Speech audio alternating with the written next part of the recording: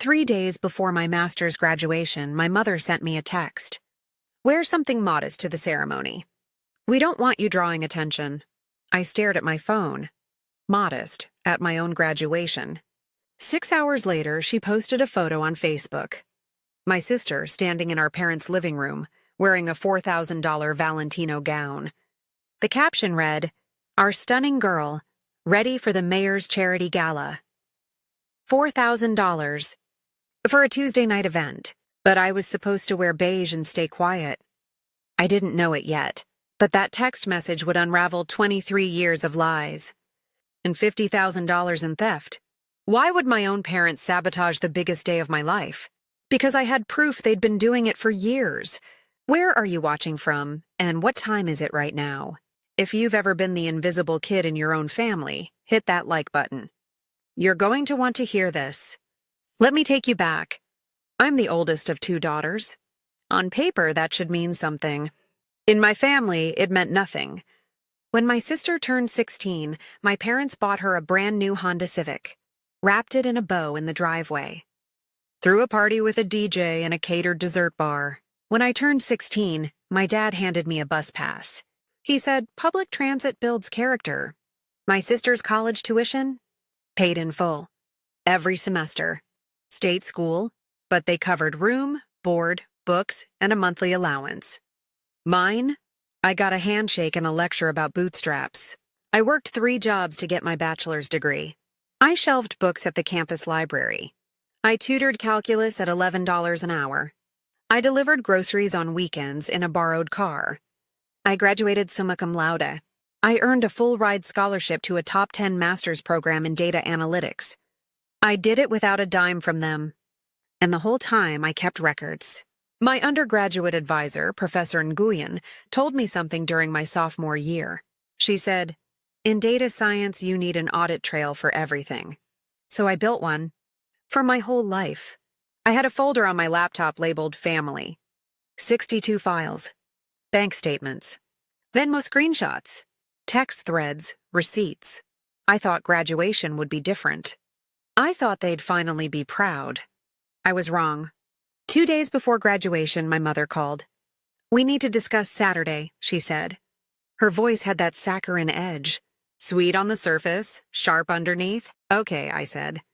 "What about it?" "I bought you a dress. It's tasteful. Beige, knee length, very age-appropriate." Age-appropriate. I was 24, not 12. "Mom, I already have an outfit." "I really think you should wear what I picked." Her tone shifted. "Your sister is bringing her new fiancé to the ceremony. This is a big moment for her. We can't have 2 stars, sweetheart." 2 stars. My graduation. My master's degree. But we couldn't have 2 stars. Then my father got on the line. "Your mother's right," he said. "And frankly, we're not paying for any celebration dinner. Your student loans are proof you made poor financial choices. We're investing in people who made better ones." I felt my chest tighten. "Better ones," I repeated. "Your sister's engagement party is next weekend," he continued. "We've budgeted $15,000 for it. But that's different. She's earned it. $15,000. For a party? 0 for my graduation dinner." Then my sister chimed in on the family group chat. "Just wear what Mom picked. It's not about you." I hung up. And I opened that folder. I wanted to fight back, but how? I called my best friend Jordan. "Just keep the peace," he said. "It's one day. Is it really worth burning bridges?" Maybe he was right. Maybe I was overreacting. I checked my bank account. My signing bonus from my new job wouldn't hit until next month. I couldn't afford a designer dress on short notice even if I wanted one. Then I got an email. From the university registrar. "Per your parents' request, your guest ticket allocation has been reduced from 6 to 2. We understand family scheduling conflicts." I never requested that. They did. I sat there staring at the screen. Then I opened Instagram. My sister had just posted a story. 7 family members at a cake tasting for her engagement party. Aunt Linda, Uncle Rob, both sets of grandparents. The location tag said it was today. Right now. I scrolled back through my messages. 3 days ago, my mother had texted, "We're too busy this week to help you move, sweetie. Maybe next month?" Too busy. But not for cake tasting. I thought I'd lost. I thought maybe I really didn't deserve to celebrate. Then I remembered something. I'm a data analyst, and I had the numbers. I pulled up a spreadsheet I'd been building for 5 years. Every single dollar my parents had spent on my sister versus me. College tuition, car payments, insurance, spring break trips, gifts, down payment on her first apartment. I color-coded it by category. I cross-referenced it with bank statements, Venmo logs, and credit card PDFs they'd accidentally sent to the family email. The total for my sister over 5 years? $186,400. The total for me? $3,200. Birthday checks. 1 laptop freshman year. That was it. 61 times more for her. That's not favoritism. That's allocation. That's strategy. I took a screenshot. I sent it to Professor Nguyen with a single line. "Is this real or am I crazy?" She replied in under a minute. "This isn't love. This is a budget line. What are you going to do?" I sat there in the glow of my laptop screen. I didn't know yet. But I knew one thing. I wasn't wearing beige. The next morning, my mother showed up at my apartment. Unannounced. She had the beige dress on a hanger. And a photographer.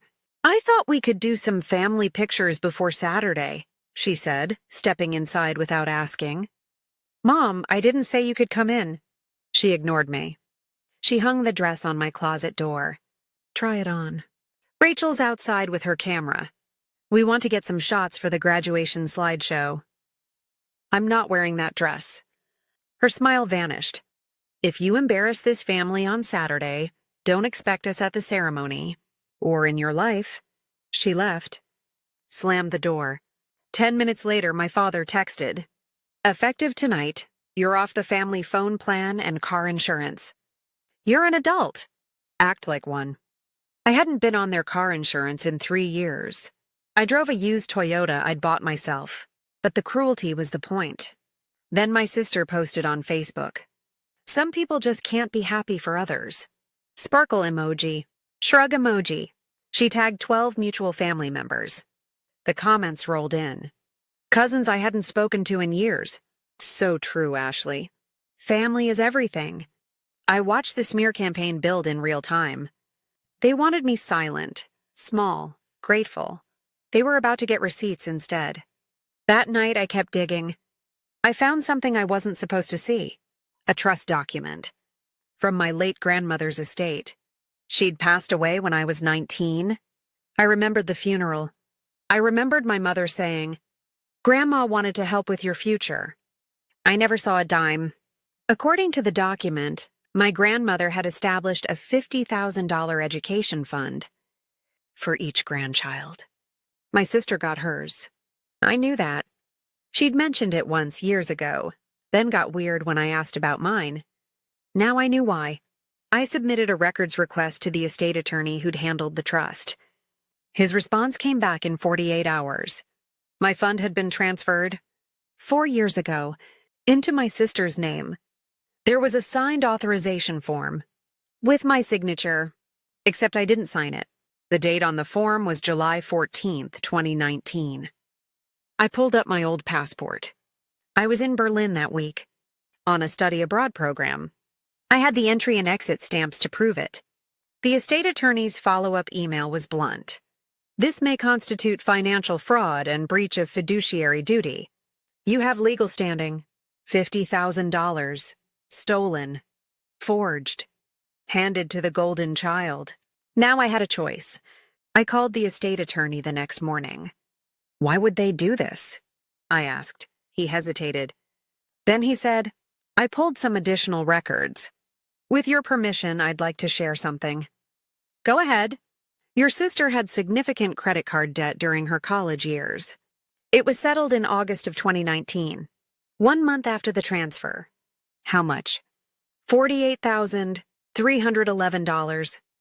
I felt the air leave my lungs. They used my fund to pay off her debt.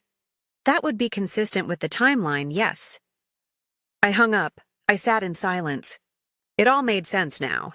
The modest dress, the reduced tickets, the constant dimming of my accomplishments. They didn't just favor her. They cannibalized me to save her. My sister racked up $50,000 in designer clothes and spring break trips and bottle service she couldn't afford. She trashed her credit score before she turned 23. And my parents erased it, quietly, with my money. The golden child had to stay golden, even if it meant stealing from me, even if it meant forging my name. The graduation wasn't about keeping me modest. It was about keeping me in my place. The footnote, the budget line, the backup plan. I wasn't their daughter. I was their resource. Now I knew exactly what to do. I hired the estate attorney that afternoon. Contingency basis. We drafted a civil complaint. Fraud, conversion, breach of fiduciary duty. I signed the retainer agreement at 11 p.m. My hand didn't shake. Then I made 3 phone calls. My cousin Eric, my cousin my uncle's daughter Sophie. All 3 had been quietly iced out of family events over the years. All 3 had asked questions. All 3 had been told they were stirring up drama. I sent them the spreadsheet, the trust documents, the forged transfer form, the passport alibi. I created a private signal group. I said one thing. Am I crazy, or is this what I think it is? Eric replied first. Holy hell. I knew something was off. I sent 3 words. We believe you. Sophie said, what do you need? I told them the plan. Attend graduation, in color. Let them see me show up. File the lawsuit Monday morning. Let the evidence speak. Then I did one more thing. I went online. I found a cobalt-blue cocktail dress. Fitted, elegant, bold, $220. I paid for it with part of my signing bonus, the job I'd earned, without their help. It arrived the next day. Graduation was in 36 hours. The lawsuit would drop in 72. I slept like a stone. Saturday morning. Graduation day. I put on the cobalt-blue dress. I did my hair. I looked in the mirror. I looked like someone who'd earned every single thing she had. I drove to the auditorium. My parents were already there. My sister stood beside them in cream and pearls. When they saw me, my mother's face went white. She walked toward me fast, heels clicking on marble. What are you wearing? I smiled. I reached into my bag. I pulled out a printed copy of the lawsuit. I handed it to her. This is why I wore blue, Mom. I'm done disappearing. She opened it. Her hand started shaking. I walked past her, into the processional line. The ceremony was beautiful. During the reception, my chosen family found me. Professor Nguyen, Eric, Mai, and Sophie, Jordan, my new boss who'd flown in as a surprise. We took photos. We laughed. We celebrated. My parents tried to join. They walked toward our group with fake smiles. I held up one hand. You're not in these photos. Check your email.